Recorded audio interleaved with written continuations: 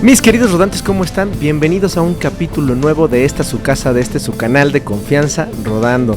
Nos dirigimos a la presa Taximay, este lugar increíble con una historia muy particular. En el capítulo pasado te hablé sobre el pueblo que está debajo de las aguas de la presa Taximay, San Luis de las Peras. Y el día de hoy vamos a platicar acerca de la historia de lo que pasó justo en ese periodo de transición de ser un pueblo normal a convertirse en una presa y en el bellísimo lugar que es el día de hoy.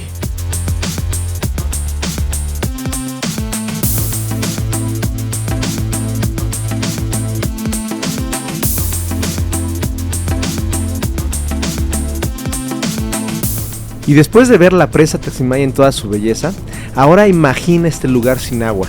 Las casas, los caminos, los niños corriendo, las personas trabajando, los animales afuera de las casas, las campanas de la iglesia sonando, familias cultivando sus tierras. Eso era San Luis de las Peras, hasta que durante las primeras décadas del siglo XX, alguien vio este mismo valle y pensó algo completamente diferente.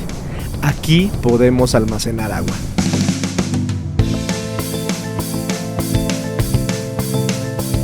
Después de la revolución, México estaba cambiando. Una de las grandes prioridades nacionales fue desarrollar infraestructura, carreteras, sistemas de irrigación, obras hidráulicas y presas. Y San Luis de las Peras quedó directamente en el camino de uno de esos proyectos.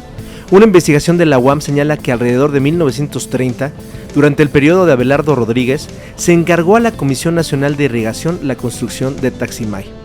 El proyecto contemplaba una presa de aproximadamente 365 hectáreas y hasta 50 metros de profundidad máxima, destinada principalmente a abastecer de agua con fines agrícolas a Hidalgo, particularmente la región de Tepeji del Río. Aunque otras fuentes mencionan necesidades industriales de Tepeji del Río relacionadas con el aprovechamiento del agua, por lo que hay variaciones respecto de cómo se describe el propósito original de este proyecto.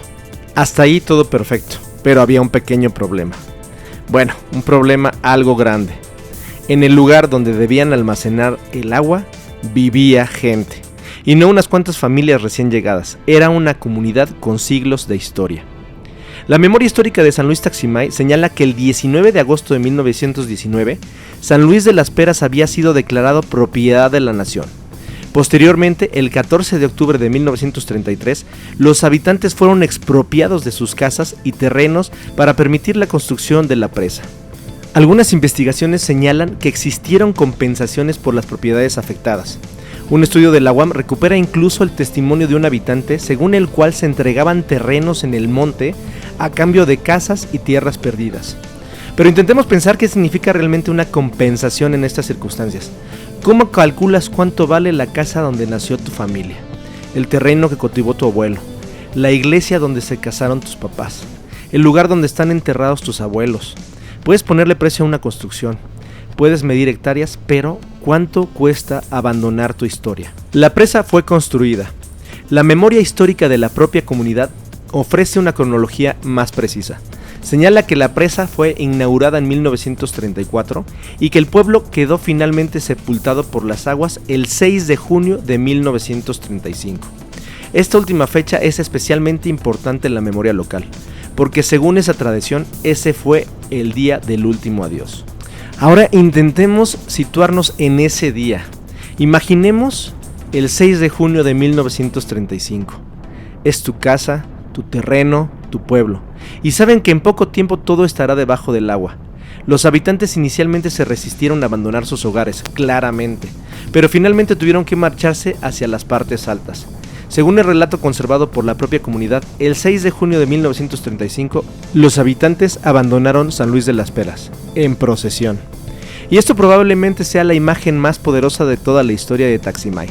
Familias caminando juntas, cargando lo que pudieron rescatar, dejando atrás sus casas, sus terrenos, sus calles, mientras el agua avanzaba.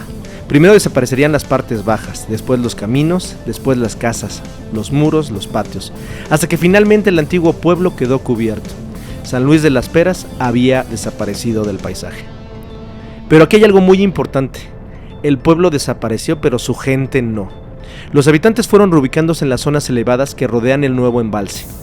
La antigua comunidad terminó fragmentándose y de aquel desplazamiento surgieron principalmente San Luis Taximay y San Luis Anáhuac, además del crecimiento de otros barrios de la zona.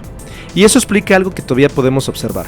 San Luis Taximay no es simplemente un poblado que casualmente está junto a la presa. Bueno, es en buena medida, pero la realidad es que es la continuación humana de San Luis de las Peras.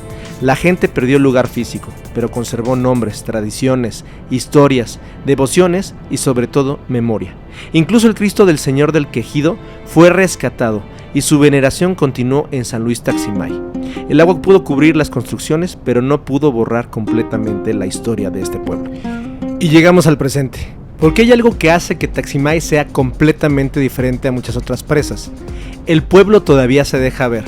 El INAI señala que en el fondo de la presa Taximay permanece sepultado el antiguo San Luis de las Peras y que las torres de su iglesia pueden observarse sobresaliendo de la superficie. Dependiendo del nivel del agua aparecen diferentes partes de las construcciones. Cuando la presa está alta, parecen estructuras inexplicables saliendo del agua, pero cuando el nivel baja considerablemente, el pasado comienza a emerger. En 2021, la sequía hizo descender el nivel de Taximay lo suficiente para dejar mucho más expuestas las antiguas construcciones. Y entonces uno entiende realmente lo que ocurrió aquí. Porque aquello que normalmente está oculto vuelve a aparecer. Muros, arcos, torres, paredes y los restos de los templos. Es como si San Luis de las Peras aprovechara cada descanso del agua para recordarnos que sigue aquí. Ahora viene una pregunta interesante. ¿Qué queda exactamente debajo de nosotros? No debemos imaginar un pueblo perfectamente conservado como una especie de Pompeya mexicana bajo el agua. Después de aproximadamente 9 décadas de inmersión, erosión, sedimentos y variaciones en el nivel del embalse, muchas estructuras se han deteriorado o desaparecido. Las construcciones más reconocibles siguen siendo los restos religiosos. La antigua iglesia de San Luis Rey de Francia y el templo del Señor del Quejido. Pero alrededor de esas estructuras estaba el resto del asentamiento. Así que cuando venimos en moto a Taximay y disfrutamos de esta preciosa vista de la presa, no estamos viendo un lago en donde hay 2 iglesias. Estamos viendo un lugar donde hubo un pueblo que quedó sepultado por el agua. Y esa idea cambia mucho la percepción de solo estar viniendo a visitar un lugar increíble. Estamos viniendo a visitar un lugar increíble que además tiene una historia muy particular. Y ahora que ya sabes la historia de Taximay, vámonos a disfrutar de la presa de cerca y a comer a lo rico. Pero eso te lo muestro en el siguiente capítulo. ¡Ah, mira!